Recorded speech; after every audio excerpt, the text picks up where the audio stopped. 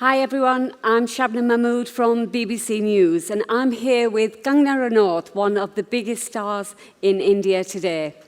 She shot to fame in 2006 with her debut film Gangster, and in less than a decade she's established herself as one of the leading actresses in Bollywood.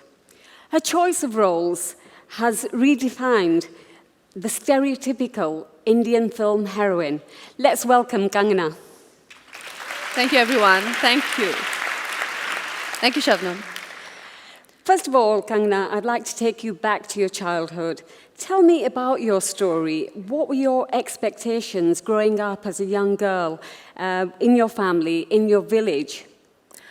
Well, the thing is, in India, it's a matter of fact that a girl child is seen as a liability, and probably the only expectation is that you grow up to, be a presentable young woman who can get a decent spouse.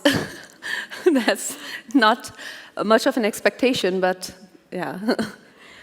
So what were you like as a child? Pain, I'd say. I wasn't a child that an Indian parent would like to have. I was quite rebellious. And I didn't see myself as, I guess my family saw. I didn't see myself as a liability. I didn't see myself as someone who is, whose purpose of life is just to find a good enough husband who can take care of her. I saw myself as much more than that. You said rebellious. What kind of things did you do as a child?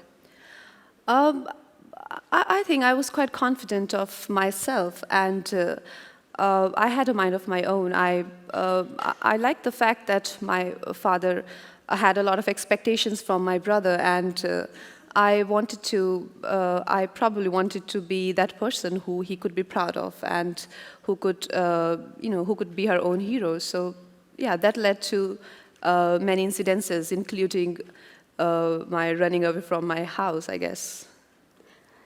Before we come to that, just wanted to ask you a little bit more about your family. Was it a very traditional family? Was there a lot of, the male members of your family, Mm-hmm. were they treated with favoritism?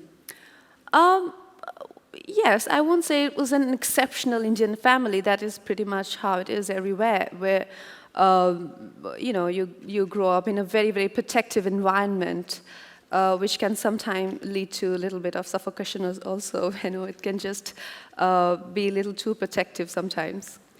Were your family sort of like, they had favoritism towards your brother? Yeah, like I said, in India, a girl child is seen as a liability, so naturally a girl child isn't that celebrated for sure. So what eventually pushed you to leaving home? Like I said, that quest, that understanding of your own self, that confidence that you carry in yourself, that you're a lot more than people think you are, and you want to prove that, and you want to find yourself, and you want to be a lot more than you're believed that you are. So probably that quest. It can't have been easy though.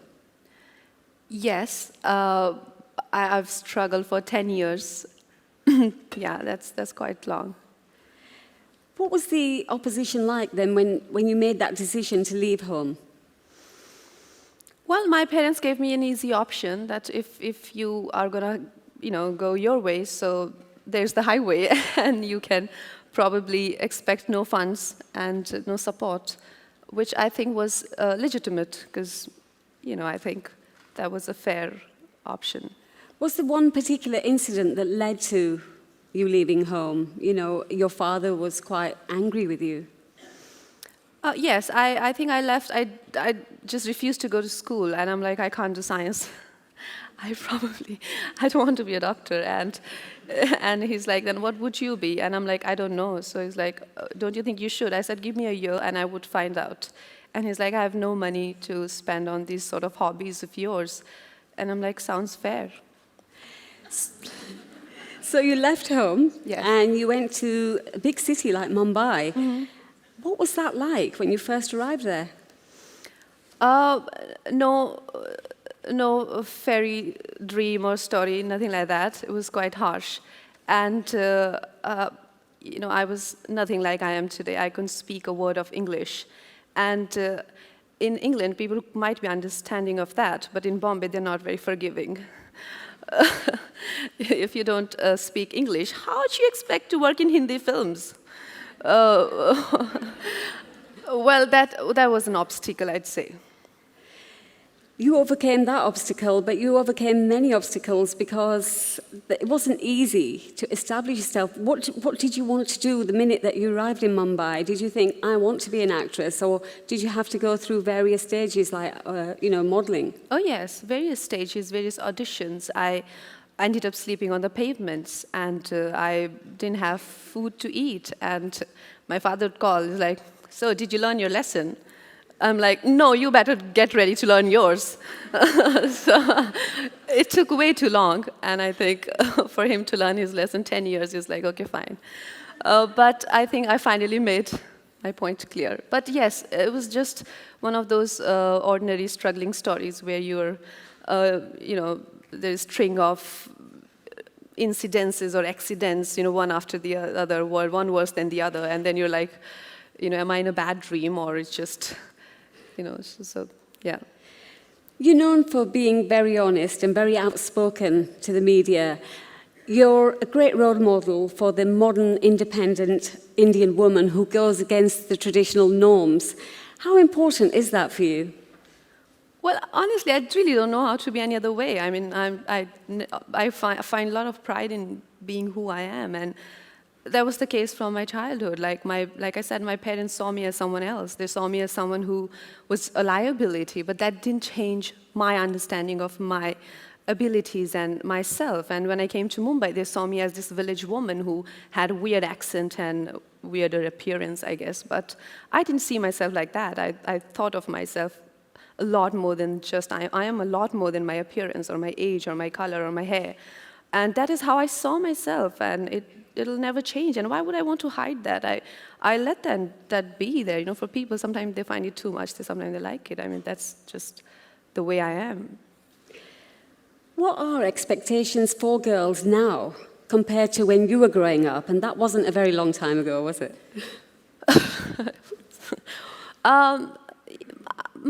I think times have changed a little bit, not much. This generation isn't as bad as our generation, when I was growing up. But I'd say in India, we have a lot of work to do, and we need a lot more role models which young women can follow and parents can follow, where they have people they would like to, get inspired with their stories and their journeys. But definitely, with literacy rate going higher, with the women actively participating in the progress of the nation, working and stepping out of the houses, things have changed, and there's a lot of confidence that has come in, but we're still nowhere close to the developed nations, for sure. So things have changed a little bit. Do you think the focus is shifting away from marriage, say, and are girls able to focus on careers? I won't say that. I mean, being in my place, who's a successful actress, and and working in an urban India, whatever you may call it, where I'm taking my job and at my workplace is just taken as a hobby. I come across people who like, what do you need money for? And I'm like, why are you making a movie? So I can see the challenges which rest of the women must be going through, and I know of my friends who are married, and every time they get married, their husband's job is the priority, so sometimes they have to even quit their jobs just because they have to prioritize their husband's work situations and maybe problems.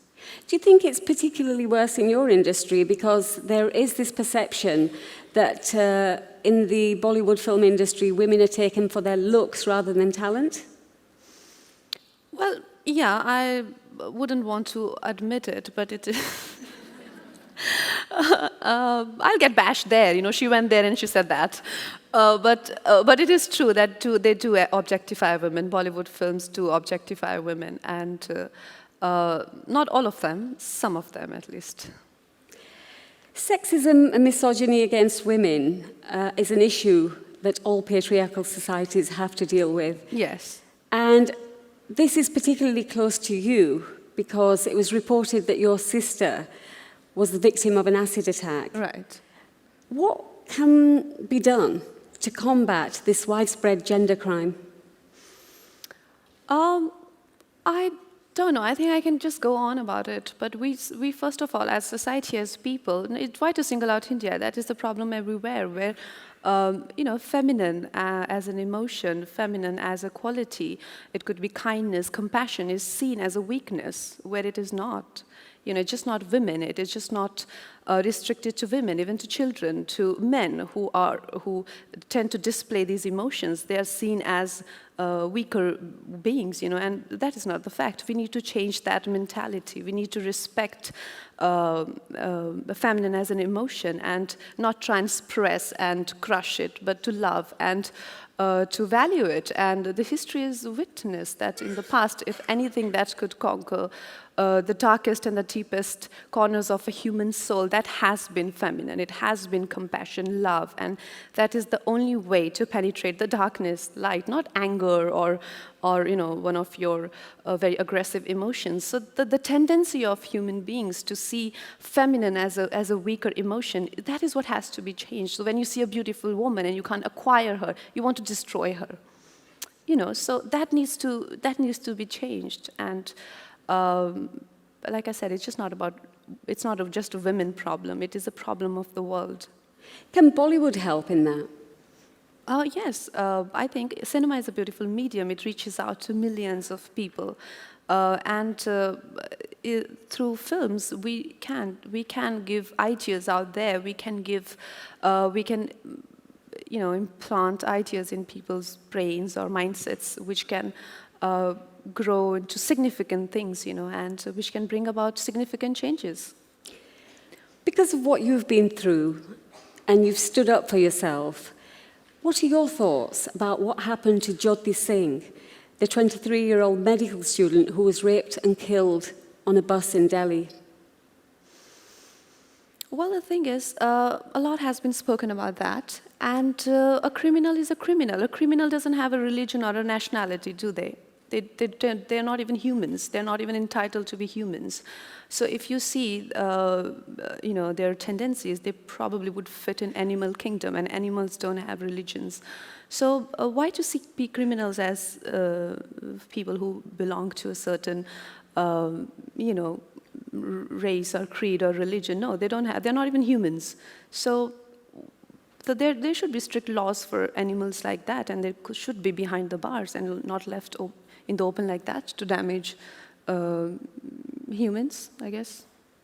That particular case received a lot of attention around the world. Do you think things have changed for women? Things have changed for women. Have things changed for women since then? Is it safer for women to go out there?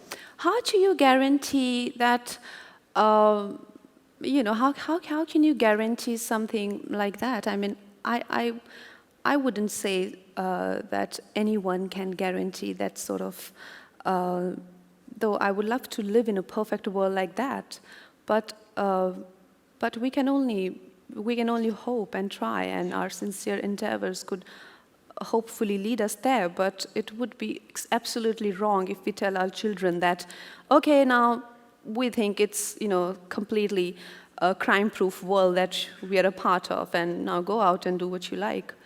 I don't think that's achievable.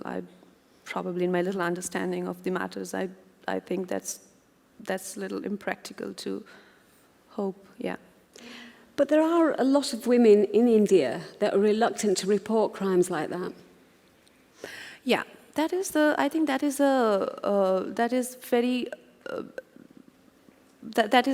the sad part, that as a woman you feel responsible and you're held responsible for an incident like that, and um, again, that comes from the fact that your birth as a girl child is not celebrated. If it's not a tragedy to a family, it's definitely a setback. So when you start from a point like that, it's very hard to find pride in your own self, confidence in your own being and in your own actions. So probably everything that you do is wrong. So even if you get teased or you get molested, is probably was your fault and you were wrong. So I think that mentality has to change just so that these people can report and they can identify the animals we just spoke about, because they roam around everywhere.